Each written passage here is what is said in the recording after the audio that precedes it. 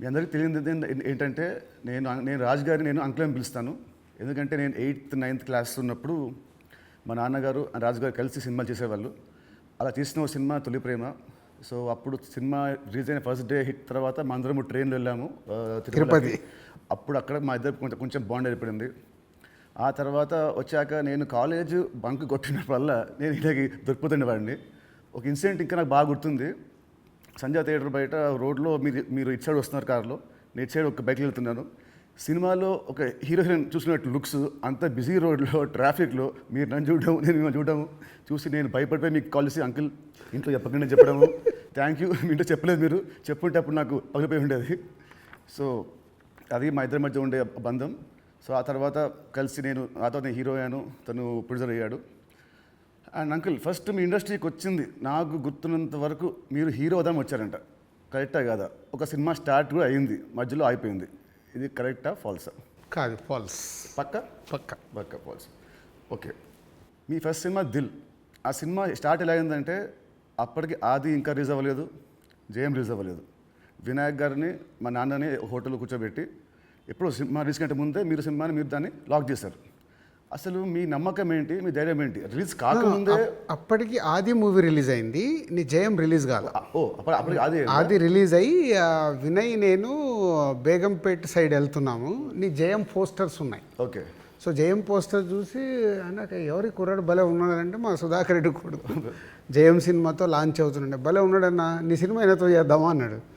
Why not, immediately నేను డాడీకి phone చేసి ఆ మీటింగ్, నీ జయం రిలీజ్ కాకంటే ముందే మీటింగ్ చేసాము. సో ముందు సో దిల్తో మీ పేరు దిల్ రాజుగా అయింది. సో మీ ఫీలింగ్ ఏంటి? వినాయక్ గారు మేము మీకు ఇచ్చాం మా పేరు, లేదంటే మీ డబ్బులు పెట్టి మీరు మాకు హిట్ ఇచ్చారు కాబట్టి సొంత పేరు మీరు పెట్టుకున్నారా? అంటే జనాలు ఇచ్చారు అది. పోతే నీకు గుర్తుందో లేదో, ఆ దిల్ టైటిల్ మన దగ్గర లేకుంటే దిల్ పెడదామని నితిన్ అడిగినప్పుడు బూరుపల్లి శివరామకృష్ణ గారి దగ్గర ఆ టైటిల్ ఉంది. నేను వెళ్ళి అడిగి ఆ టైటిల్ తీసుకొచ్చాను, మాకు ఈ సినిమా బాగుంటుందండి అని. So thanks to Burupalli Sivaramakrishna గారు, ఆ టైటిల్ ఇవ్వడం వల్ల అది దిల్ రాజు అనేది బ్రాండ్ అయిపోయింది, ట్యాగ్ అయిపోయింది. సో ఇప్పుడు మీరు ఎస్విసితో పాటు లార్వేన్ ఏ company, Dil Raju productions, Dil Raju dreams, ఇలా మీ బయోపిక్ తగ్గట్టు కంటెంట్ని బాగా గట్టిగా చేస్తున్నారు. So next Dil Raju directs అని చూడొచ్చా? లేదు. ఎందుకు? ప్రస్తుతానికి లేదు. సినిమా మీకు కెమెరా తెలుసు, మీకు నాలెడ్జ్ ఉంది, ఎడిటింగ్ తెలుసు, అన్నీ తెలుసు, మీకు ఎందుకు తీయట్లేదు? సో నాకు డైరెక్షన్ చెయ్యాలని ఎప్పుడు ఆలోచన రాలేదు. యాక్చువల్ వివి వినాయక్ ఆ బొమ్మరిల్ అయిన తర్వాత నాకు సజెస్ట్ చేశాడు, అన్న నువ్వు డైరెక్షన్ చేసేయగలుగుతావు, చెయ్యు అని. లేదు వినయ్ అని, లేదు నేను చెప్తున్నా కదా విను, వివి రాజేంద్ర ప్రసాద్ గారు లేక నువ్వు డైరెక్షన్ చేయగలుగుతావు, నువ్వు చెయ్యు అని. బట్ ఎప్పుడు ఆ సైడ్ నాకు డైరెక్షన్ చేయాలని ఆలోచన కలగలేదు. సో మీ బయోపిక్ తీసే ఇప్పుడు మీకు ఏమైనా ప్లాన్స్ ఉన్నాయా? ఎప్పుడన్నా ఆఫ్టర్ 5 years 10 years? నా బయోపిక్ నేను తీయలేను కదా, ఎవరైనా తీస్తారేమో. సరే, ఎవరు తీస్తే దాంట్లో అంత ఉంటుందా, ఆ కంటెంట్ ఉంటుందా? డెఫినెట్గా అంటే ఇట్స్ బిగ్ జర్నీ కదా నాది. ఇప్పుడు ఫిలిం ఇండస్ట్రీ 94 వచ్చాను, 94కి వచ్చిన తర్వాత ఇప్పుడు ఆల్మోస్ట్ 30 years ప్లస్. ఎన్నో అప్ అండ్ డౌన్ చూశాను, ఎన్నో అన్నీ చూసుకుంటూ వచ్చాను. సో బయోపిక్ చేస్తే దానికి ఏ హీరో అయితే బాగుంటుంది? బట్ నాకు బాగా ఫేస్ మ్యాచ్ అయ్యేది నువ్వు ఒకటే. చాలా మంది అంటారు నితిన్ మీ బ్రదర్ అని. సో రాజుగారి బయోపిక్లో హీరోగా నేనే, ఇది ఫిక్స్ అయిపోయింది. ఇప్పుడు ఇవాళే ఈయన ప్రొడక్షన్ డైరెక్షన్ చూద్దాము, నేను హీరోని. సో ఇందాక మీరు చెప్పారు కదా అప్స్ అండ్ డౌన్స్ అన్నారు కాబట్టి ఆ క్వశ్చన్ అడుగుతాను. ఇండస్ట్రీ చాలా చూస్తే తెలుసు నాకు, బట్ మేజర్గా నాకు గుర్తుండి నేను ఇండస్ట్రీ వచ్చినప్పటి నుంచి మొన్న సంక్రాంతికి ఒక సినిమా మీ ఫైనాన్షియల్గా చాలా లాస్ అయింది. నెక్స్ట్ సినిమా ఇమ్మీడియట్ 3 days గ్యాప్లో అది మళ్ళీ అది వెళ్ళిపోయింది. ఈ మధ్యలో ఈ 3 రోజుల్లో మీ థాట్ ఏంటి? నెక్స్ట్ సినిమా కూడా అది కూడా పోతే అప్పుడు పరిస్థితి ఏంటి? మీ మైండ్లో రన్ అయిన మీ ఫీలింగ్ ఏంటి?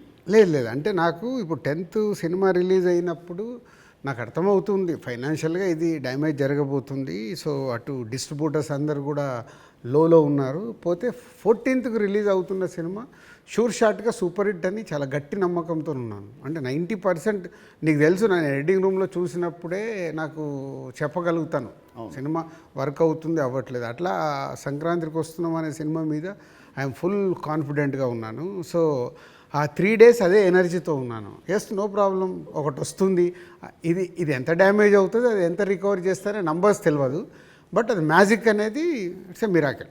బట్ ఆ పీరియడ్లో యూఆర్ కాన్ఫిడెంట్ మళ్ళీ ఇది అయిపోయింది మళ్ళీ నేను అంటే ఒక సినిమా రిలీజ్ ముందు నాకు మేబీ నా 6th సెన్స్ కావచ్చు, చూస్తున్న కంటెంట్ వల్ల కావచ్చు, చెప్పగలుగుతాను 90% మిస్ అవ్వను. సో దిల్ చేయడం వల్ల మీరు దిల్ రాజు అయ్యారు. బట్ నా దృష్టిలో మీరు బిల్ రాజు. ఎందుకు చెప్తాను. యాక్చువల్లీ చాలామంది ఆడియన్స్ కూడా చెప్పాలి ఇది. మామూలు చూస్తాను లాస్ట్ గత 1 year నుంచి మీ మీద వచ్చే నెగటివ్ ట్రోల్స్ కానీ ఇవన్నీ ఏవో వస్తుంటాయి కదా మామూలు ఆర్టికల్స్ అవి. 2005లో నేను సినిమా వేసాను, రామ్ సినిమా. అది రిలీజ్కి ఫైనాన్షియల్గా మేము చాలా అప్పుడు రిలీజ్కి మేము కొంచెం ఇబ్బందులు ఉండే. అండ్ అప్పుడు మాకు టర్మ్స్ అంతా బాగాలేవు టర్మ్స్ మనకు. అయినా మీరు వచ్చి ఆ రోజు నైట్ ఒక పెద్ద అమౌంట్కి మీరు సైన్ చేశారు. సో టర్మ్స్ బాగాలేనప్పుడే మీరు నాకు హెల్ప్ చేశారు. ఇలాంటివి మీరు చాలామంది హీరోస్కి, చాలా ప్రొడ్యూసర్స్కి, డైరెక్టర్స్కి మీరు చాలా హెల్ప్ చేస్తారు. ఇది నాకు తెలుసు. సో ఈ మధ్య వచ్చి మీరు ఒక సినిమా బొక్కేస్తారంటే అది నాకు I want clear to audience that ప్రతి సినిమా చిన్న పెద్ద లేకుండా అందరు హెల్ప్ చేసేవాడు మీరు. అండ్ దీంట్లో చాలా డబ్బులు మీకు చాలామంది మీకు వెనక్కి మీకు ఇచ్చారు లేరు కూడా నాకు తెలియదు. బట్ ఈ హెల్ప్ చేసిన ఇంతమంది మీరు కష్టాల్లో ఉన్నప్పుడు వీళ్ళు కూడా మీకు తిరిగి హెల్ప్ చేస్తారని అనుకుంటున్నారా? అంటే బేసిక్గా నా లైఫ్ స్టార్ట్ అయింది ఎక్కడ అంటే నితిన్, నా కాస్ట్యూమ్ కృష్ణ గారికి నేను చాలా స్టోరీలో చెప్పాను. అరుంధతి అనే సినిమా 36 lakhs కొంటే 2 lakhs నేను రిలీజ్ రోజు కట్టలేదు. తర్వాత తీసుకెళ్ళి ఆయన ఫోన్లు ఎత్తకుంటే కూడా నేను పట్టుకొని వెళ్ళి 2 lakhs ఇచ్చి వచ్చాను. తర్వాత వారు నాకు పిలిచి పెళ్లి పందిరి చేసే వరకు వదిలిపెట్టలేదు. నిజంగా పెళ్లి పందిరి అనే సినిమా లేకుంటే ఐఎమ్ నాట్ దే, అసలు సినిమా ఇండస్ట్రీలో నేను లేను అనేది నేను గట్టిగా నమ్ముతాను. సో అంటే ఒక హానెస్ట్ అనేది ఒకటి ఎంత పని చేసిందో హెల్పింగ్ కూడా అంతే పని చేస్తుందని నేను నమ్ముతాను. నా లైఫ్లో ఇప్పుడు నువ్వు సంక్రాంతికి అడిగావు, ఇది రాకుంటే ఇది ఉండుంటే, అలాంటి ఒక 4-5 ఇన్సిడెంట్స్ ఉన్నాయి. అంటే నేను క్లోజ్ అయిపోయే ఇన్సిడెంట్స్. ఇప్పుడు అసలు సంక్రాంతికి వస్తున్నాము, రాకున్నా మాకేం కాదు, ఎందుకంటే ఆల్రెడీ ఎస్టాబ్లిష్ అయిపోయి ఉన్నాం. ఫైనాన్షియల్ డ్యామేజ్ వరకు 2 ప్రాపర్టీలు అమ్మేసి ముందుకు వెళ్ళిపోతాం, అది పెద్ద విషయం కాదు. కానీ నేను నార్మల్గా ఉన్నప్పుడు కూడా ఇలాంటి ఇన్సిడెంట్స్లోకి వెళ్ళి నేను దాటుకుంటూ వచ్చాను. అంటే అది ఎప్పుడు అదే నేను నమ్మేది, వెన్ వీఆర్ హెల్ప్కు మనం ముందుంటామో మన కష్టం వచ్చినప్పుడు భగవంతుడే తిరిగి ఇస్తాడని. అది నా లైఫ్లో 3-4 ఇన్సిడెంట్ నాకు సినిమా ఫీల్డ్లో జరిగాయి. దిల్ మీద చేసినప్పుడు ఆ రోజుల్లో ఇట్ వాజ్ ఆ రోజు సినిమాకి ఖర్చు మీరు బాగా పెట్టారు. ఆ రోజు బాగా పెట్టారు. అండ్ అందుకే అప్పటికి మన వినాయక్ గారికి ముందు సినిమా కూడా అంత ఆడలేదు, బట్ స్టిల్ మీరు ఖర్చు బాగా పెట్టారు. ఆ సినిమా హిట్ అయింది, దాంతో మీ లైఫ్ మారిపోయింది. ఇప్పుడు తమ్ముడు సినిమాకు ఒక రిఫరెన్స్ లేకుండా కూడా మీరు సినిమాని ఇంత ఖర్చు పెట్టారు. దీని మీద నమ్మకం, కథ మీద నమ్మకమా, డైరెక్టర్ మీద నమ్మకమా, ఆర్ ఈ తమ్ముడు సినిమా మీకేం తెస్తుంది? పేరు తెస్తుందా, డబ్బు తెస్తుందా? అంటే ఈ సినిమాకు బేసిక్గా నేను క్రెడిట్స్ ఇచ్చేది డైరెక్టర్కే. ఎందుకంటే ఎంసీఏ అండ్ వకీల్ సాబ్ తర్వాత ఆయన రాసుకున్న కథని ఇప్పుడు ఉన్న సినారియోలో అంటే ప్రేక్షకుల్ని థియేటర్కి తీసుకొచ్చి ఒక ఎక్స్పీరియన్స్ ఇవ్వాలని ఏదైతే చూశాడో, అందుకే నువ్వు కూడా షూటింగ్లో చూసినావు, ఆయన తీసుకుంటూ వెళ్తుంటే నేను ఎప్పుడు ఆపలా. ఒక డైరెక్టర్ ఏమో అడుగుతున్నాడు, ఎలా అచీవ్ చేయాలి, అది అచీవ్ చేయండి అని చెప్పా. అది అయిపోయిన తర్వాత నేను ఎప్పుడైతే యావిడ్ రూమ్లో సినిమా చూసుకున్నానో అప్పుడు నాకు అది ఎస్, వేణు అడిగింది ఇచ్చాను కాబట్టి ఆయన ఈ సినిమాని ఇవ్వగలుగుతున్నాడని. ఈవెన్ రాత్రి ఇప్పుడు నువ్వు ఒక భయంలో ఉన్నావు, ఎందుకంటే మనం లోలో ఉన్నప్పుడు చాలా భయంలో ఉంటాం. నేను అవన్నీ చూసేశాను. నైట్ నువ్వు నాకు ఫోన్ చేసి ఒక రీల్ చూసేసి ఒక ఎగ్జైట్మెంట్తో ఫోన్ చేసావు. ఎందుకు? అది ఇప్పుడు మనం చూస్తున్నాం, ఒక సినిమా ఇలా షేప్ అయింది, సౌండ్తో ఇలా చూసినప్పుడు ఇలా ఉంది, ఒకటి ఉంటుంది కదా, అదే ఎగ్జైట్మెంట్. అదే నన్ను తమ్ముడికి ఎంతైనా ఆలోచించకుండా డైరెక్టర్ అడిగినట్టు చేయమని చెప్పాను. అండ్ దిల్ అప్పుడు కానీ లేదా మన లాస్ట్ సినిమా శ్రీనివాస్ కళ్యాణ్ కానీ మీరు షూటింగ్కి మీరు ఆల్మోస్ట్ ఎవ్రీడే వచ్చేవారు. ఈ సినిమాకి మీరు ఉట్టి 2 సార్లు వచ్చారు, అది కూడా గంట సేపు. ఎందుకు? డైరెక్టర్ మీద నమ్మకమా, లేదా మీరు బిజీగా ఉండి మీరు మా సినిమాని మీరు పట్టించుకోలేదా? అంటే 2 things. ఇప్పుడు అనిల్ రావిపూడి కానీ, వంశీ పైడిపల్లి కానీ, అలాగే ఇప్పుడు శ్రీరామ్ వేణు కానీ, అంటే నాతో వాళ్ళందరికీ big journey, number of movies చేస్తున్నాం. అంటే వాళ్ళ వేవ్ లెంత్ ఏంటో నాకు తెలుసు. సో తెలిసినప్పుడు నేను వాళ్ళ దాంట్లో నేను ఇంటర్ఫియర్ కాను. సో నాకు కథ దగ్గర అనిపించింది చెప్తాను, ఎడిటింగ్ రూమ్లో అనిపించిందే చెప్తాను. నాకు ఇలా అనిపిస్తుంది, మీరు చూసుకోండి, ఇలా చెయ్యండి అని నేను చెప్పను వాళ్ళకు. ఎందుకంటే వాళ్ళకి నాకు క్వశ్చన్ వేస్తే దే విల్ అండర్స్టూడ్, అంటే నేను ఏం ఫీల్ అవుతున్నాను ప్రేక్షకుల్లాగాని. కొంతమంది దర్శకులతో ఇలా నాకు సింక్ అవుతుంది, అలా సింక్ అయిన వాళ్ళే వీళ్ళు. అందుకే వీళ్ళతో నంబర్ ఆఫ్ సినిమాలు చేసినా వాళ్ళు అది అవుట్పుట్ తెచ్చుకోవడానికి వాళ్ళే ఎక్కువ కష్టపడతారు, ఎందుకంటే వాళ్ళకు రిజల్ట్ కావాల్సిందే కదా. సో నేను ఇప్పుడు శ్రీనివాస కళ్యాణం ఉంది, ఇప్పుడు శతమానం భవ తర్వాత శ్రీనివాస కళ్యాణం చేస్తున్నాను కాబట్టి ఫుల్ టైం సో అక్కడే ఉండి ఎలా తీయాలి ఏంటి, సో ఏదైనా తప్పు జరుగుతుంటే కూడా సతీష్కు చెప్పి కరెక్ట్ చేయడం. సో అది నా ప్రాసెస్, ఏ సినిమాకు ఉండాలి ఏ సినిమాకు ఉండకూడదని నేను ముందే ఫిక్స్ అవుతాను. సో తమ్ముడు అనేది దిల్ రాజు సినిమానా లేదంటే వేణుశ్రీరామ్ సినిమా? వేణుశ్రీరామ్ సినిమా 100% మొత్తం ఇంటర్ క్రెడిట్. సో ఇంకోటి ఇప్పుడు మామూలుగా మిమ్మల్ని ఏం అడుగుతారు, ఇప్పుడున్న దిల్ రాజు పాత దిల్ రాజుకి ఏం చెప్తాడని అందరూ అడుగుతారు. నేను అడిగేదంటే అప్పుడున్న ఓన్లీ రాజు ఇప్పుడున్న దిల్ రాజుకి ఏం చెప్తాడు? అది 22 years జర్నీ. అంటే అంటే సినిమా అంటే దిల్లు సినిమా నీకు మనకు అండర్ ప్రొడక్షన్లో ఉన్నప్పుడు షూట్ జరుగుతున్నప్పుడు నీకు దుబాయ్లో సాంగ్ చేస్తుంటే సడన్గా బైక్ స్కిడ్ అయ్యి నీ కాలు పైన పడింది. కాలు పైన పడితే మధ్యాహ్నంకి వెళ్ళి షూటింగ్ ఆపేసాం. అది నాకు ఫస్ట్ ఫిలిం. షూటింగ్ ఆపేసిన తర్వాత చిన్న నీకు ఎయిర్లైన్ ఫ్రాక్చర్. వినాయక్ ఇక్కడ ఉన్నాడు, నెక్స్ట్ ఠాగూర్ సినిమాలో బిజీగా ఉన్నాడు. అన్న మీరు వెళ్ళి సాంగ్స్ తీసుకొని రండి అన్నాడు. నీకు ఎయిర్లైన్ ఫ్రాక్చర్ అయ్యి మన హోటల్కి వెళ్ళిన తర్వాత ఇంకా మనం నెక్స్ట్ డే షూటింగ్ చేయడానికి స్కోప్ లేదు, ప్యాకప్, అందరు రిటర్న్ వెళ్ళిపోవాలి. సో అప్పుడు లక్ష్మణ్ అంకులు శిరీష్ అంకులు టెన్షన్లో ఉన్నారు, నేనేమో వెళ్ళిపోయి పడుకున్నాను. పడుకొని 4 o'clock లేసేసి శంకర్ మాస్టర్ డోర్ కొట్టి, మాస్టర్ రేపు నైట్ వెళ్ళిపోవాలి, నీకు ఇప్పుడు 2 పాటలలో ఏమేమి బ్యాలెన్స్ ఉన్నాయో ఒక్కసారి లిస్ట్ రాయని 6 గంటల వరకు కూర్చొని ఆయనతో రాపిచ్చి, ఇవి నితిన్ కాలు కింద పెట్టకుండా నువ్వు ఎలా మేనేజ్ చేయగలుగుతావు అంటే శంకరు నేను మళ్ళీ డిఓపిని పిలుచుకొని మేము కూర్చొని డిజైన్ చేసాం. డిజైన్ చేసి మీకు చెప్తే మీరు అందరూ ఏంటి షూటింగ్ ఉందా ఎలా చేస్తారు అంటే ఇలా చేయబోతున్నాం, విల్ ఫినిష్ నెక్స్ట్ 2 days అని నీ కాలు కింద పెట్టనివ్వకుండా 2 రోజులు షూటింగ్ చేయించా కూర్చొని స్టాండింగ్.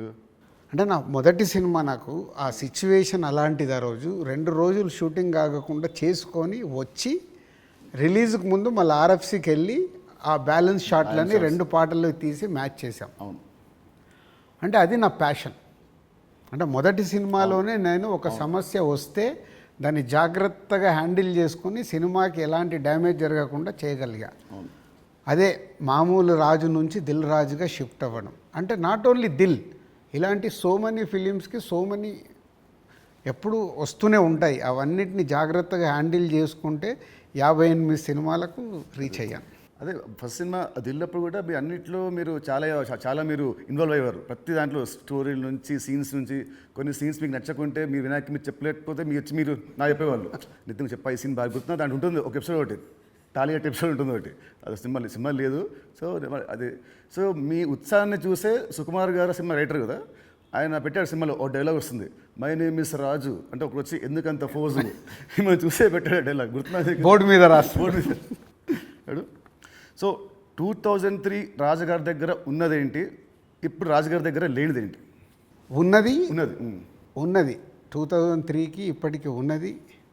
సినిమా అంటే అవలీలగా ఎక్స్పీరియన్స్తో పాటు వచ్చిన ఎక్స్పీరియన్స్తో పాటు సో ఈజీగా ఎలాంటి సిచ్యువేషన్ అయినా హ్యాండిల్ చేసే కెపాసిటీ అండ్ సినిమా పైన ఇంకా అవగాహన ఉంది. ఇది సాధించాను. లేనిది 2003 నుంచి 2010 వరకు ఒక్కొక్క సినిమా తీస్తూ ఒక్కొక్క కొత్త డైరెక్టర్తో జర్నీ చేస్తూ అద్భుతమైన జాబ్ సాటిస్ఫాక్షన్తో జర్నీ చేశా. 2014 తర్వాత అంటే ఆ పీరియడ్ తర్వాత నంబర్ ఆఫ్ ప్రొడక్షన్స్కు షిఫ్ట్ అయిపోయి సో దాన్ని ఎంజాయ్ చేయలేకపోతున్నా. అది ఇప్పుడు లేదు, ఆ ఎంజాయ్మెంట్ లేదు. Job satisfaction, enjoyment, job satisfaction ఉంది, ఎంజాయ్మెంట్ అంటే మార్నింగ్ 7కు నేను లొకేషన్కి వెళ్ళిపోయి ఈవినింగ్ ప్యాకప్ వరకు ఉండి మళ్ళీ వచ్చి నెక్స్ట్ డే సీన్ గురించి వెళ్ళి ఆఫీస్లో కూర్చొని 10 వరకు కూర్చొని అదొక ఎంజాయ్మెంట్ నాకు. I'm missing that. ఇప్పుడు ఆడియన్స్ సినిమా థియేటర్కి చెప్తారు మామూలు, ఇప్పుడు ఆడియన్స్ ఇప్పుడు ఎక్కువ రావట్లేదు, అది ప్రొడ్యూసర్గా ఏం చేయాలో మీరు చెప్తున్నారు. ఫర్ అ చేంజ్ మీరు హీరో అయితే హీరోగా మీరు ఆడియన్స్ థియేటర్ రావడానికి మీరు ఏం చేస్తారు? ప్రొడ్యూసర్గా చెప్తున్న దిల్ రాజు చెప్తున్న అన్ని పాయింట్స్ని నేను నితిన్ ప్లేస్లో ఉంటే నేను ముందడిగేసి అరే ఇవన్నీ ముందు మొదలు పెడదామని మొదలు పెడతాను.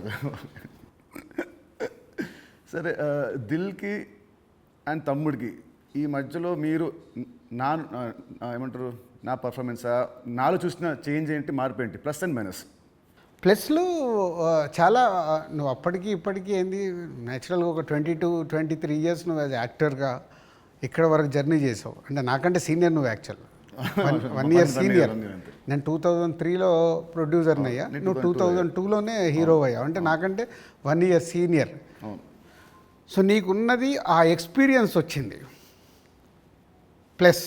సో ఆ ఎక్స్పీరియన్స్తో నేను ఎలా హ్యాండిల్ చేస్తున్నానో థింగ్స్ని హ్యాండిల్ చేయగల కెపాసిటీ వచ్చింది, మేనేజ్ చేయగలిగే కెపాసిటీ లేనిది.